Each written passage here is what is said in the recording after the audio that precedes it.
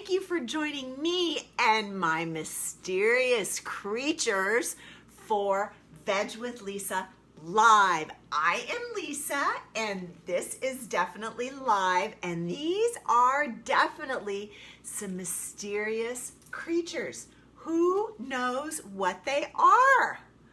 Before we dive into that, let me know that you're here. Type in the comments, say hi so that I know you can see me and you can hear me. Because goodness knows, I have no idea what I'm doing with the technology. Woohoo! I am just good in the kitchen. Cousin Mildred, oh my gosh, Cousin Mildred is tuning in live from Wales, and I know that Cousin Mildred knows what these beautiful creatures are. Don't you, Mildred? Mm-hmm. Indeed, these lovely ladies are Kohlrabi. Hi, Mildred. What is a Kohlrabi?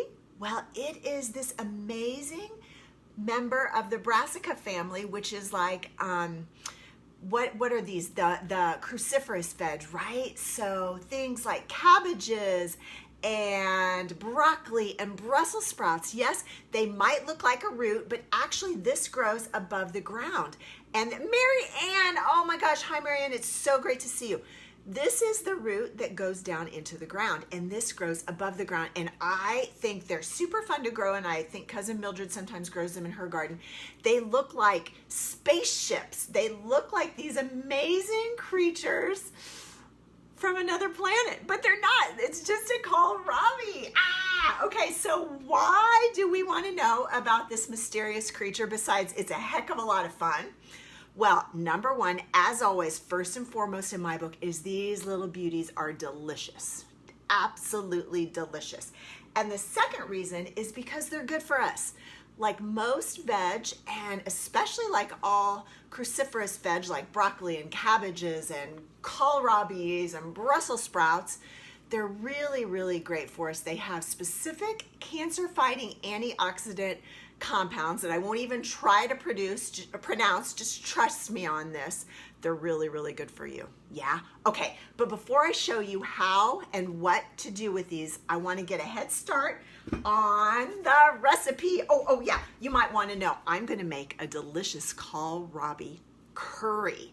Yes, okay, we'll come back to all the different things you can do with kohlrabis, but first I want to get started. So I've got a nice big heavy skillet. Ellie, where have you been? I've got a nice big heavy skillet that I'm going to put on some heat, and I'm going to use, Ellie is in the house in my kitchen. I'm using sesame seed oil for this, just as long as you've got a nice heart healthy oil, and if you're confused about that, let me know, we'll sort it out. And then I'm going to saute some aromatics. I've got some onion, some garlic, and some sweet bell pepper because I couldn't help myself. Because, do you know why?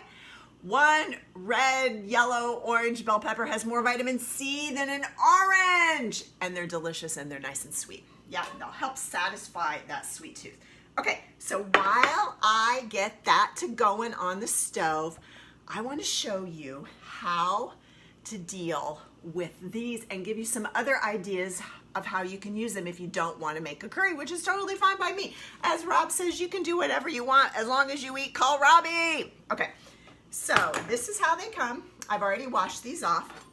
Need a sharp knife to cut off that root end where the roots would go into the ground, and then you cut off their little alien antenna.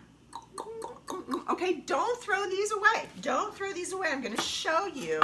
We're going to use them, right? In fact, I'm full of good ideas today. You could make some kohlrabi chips. 2 weeks ago, I made kale chips on this show. You could scroll down my page and find the kale chip video and recipe, and you could make kohlrabi chips, but for now, we're going to set those aside. All right. Oh, can you hear this? It's sizzling away over here. So now we're left with this, yeah? We need to peel off this kind of knobby stuff. This little guy's got some calluses. He needs a pedicure. I like to use one of these. These are my favorite kinds of veggie peelers. This usually works just fine. You can peel them like this.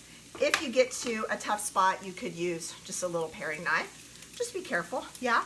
Okay, so I'm gonna finish this off so I can show you.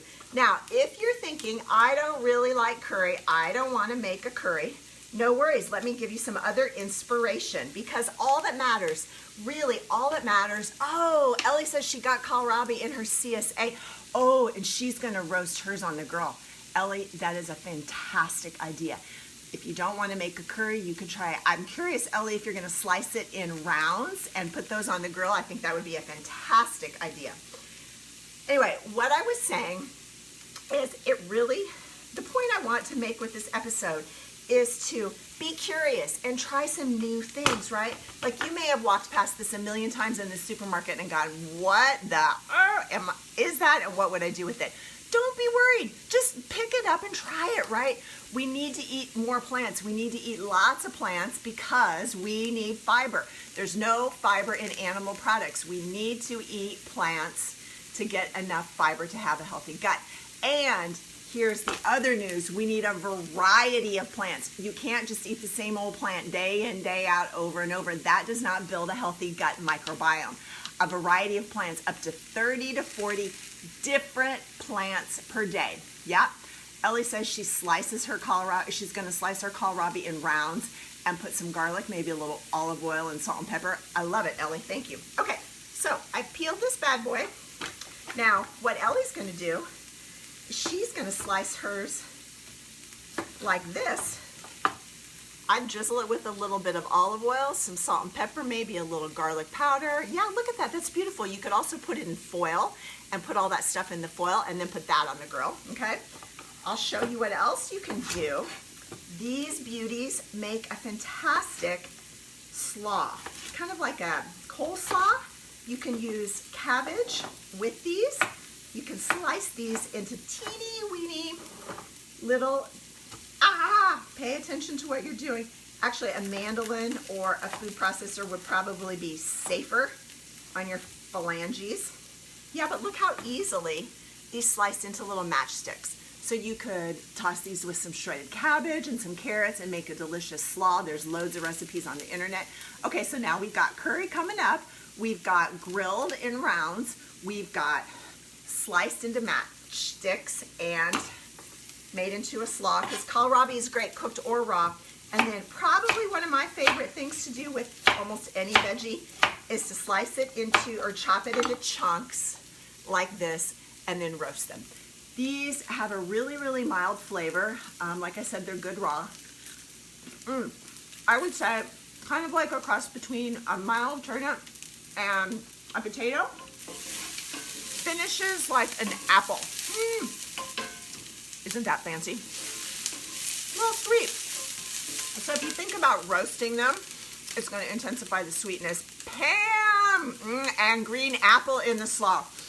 I tell you what, when you get a professional chef on the show, she comes up with some really good ideas. Some green apple in the slaw. Oh my God, these are good. Okay, so those are some ideas of what you can do with these. They might be purple. They might be green. Yep, all the same. Okay, I've got my aromatics sauteing over here. Got kohlrabi matchsticks everywhere. I'm gonna add to my aromatics some spices.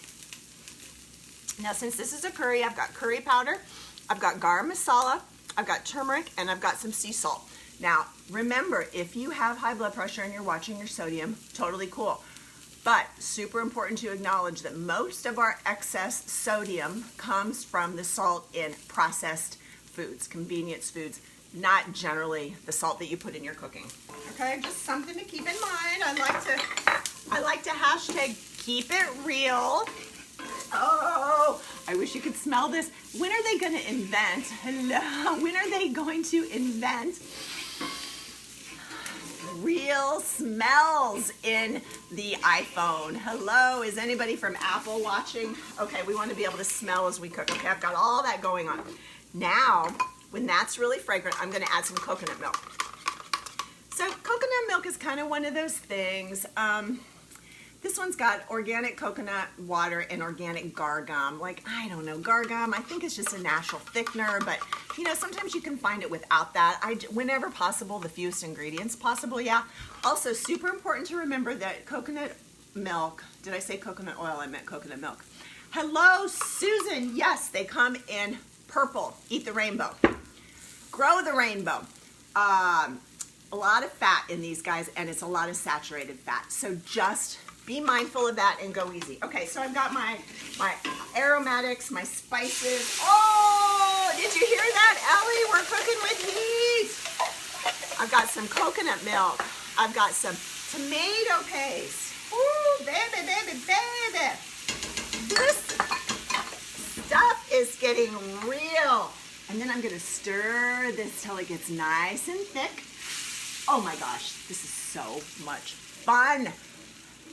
Gets nice and thick. And I'm gonna add a little bit of water to help it out, to help it along. Okay, so I've got onions, garlic, some sweet bell pepper, some spices, some curry spices. I've just put in a can of coconut milk, some tomato paste, some water. Now in goes the kohlrabi. So I peeled one earlier, chopped it, in it goes. And then some carrots. I happen to have yellow carrots, so that's what I threw in. If you don't have carrots, you could use sweet potatoes. Look at these little guys. Aren't they hysterical? I just love these. I think they look like an alien. Okay, then also some tomatoes. You could use a can of tomatoes. I happen to have fresh tomatoes, so I putting fresh tomatoes in. And then remember these. I told you not to throw these away. Throw them in, don't throw them out. I chopped the tops off of the ones I chopped, and these are going in my curry too. Yeah, yum, yum, yum, yum, yum. Okay, I don't think I forgot anything. Look at this. This is amazing. I want to show you this big old pot. Just in case you think I'm not really cooking, I am. Oh, it smells so good.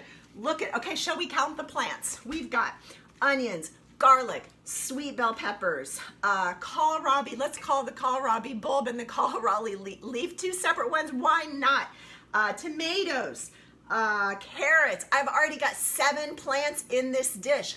We need a variety of plants, 30 to 40 different plants per week to get enough fiber and a good, healthy gut microbiome. Martina, oh, Martina, I miss you too. Oh my goodness. Martina, where are you tuning in from? Holy cow. We got an international audience here today. International audience, I love it. Okay, woo, this is hot. Yes, this is hot. Ellie.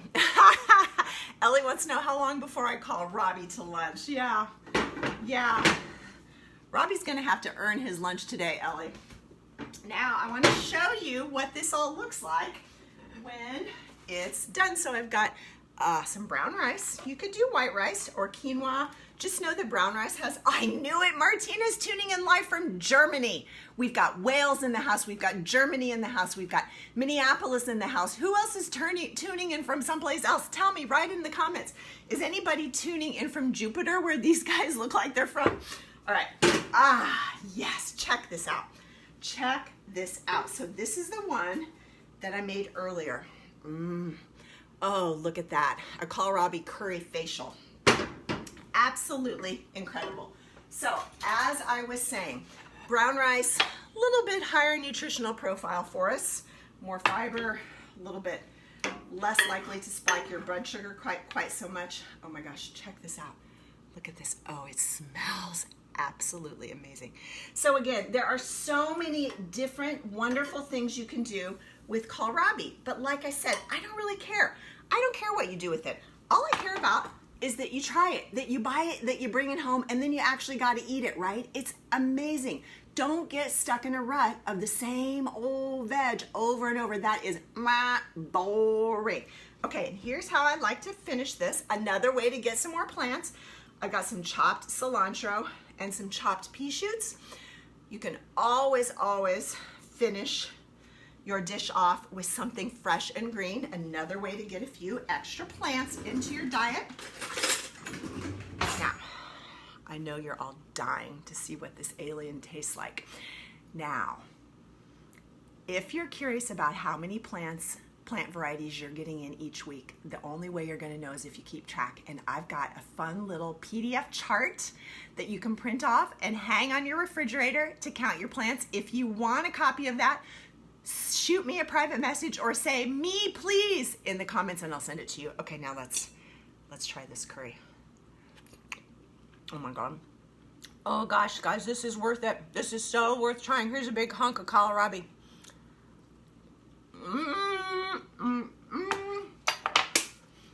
Rob, time for kohlrabi curry for lunch. Thank you for joining me for Veg with Lisa Live. Let me know if you'd like my little handout to keep track of how many plants you're eating each week. Have a fantastic weekend. Stay cool, and I will see you all next week. Thanks for watching, everybody. Bye.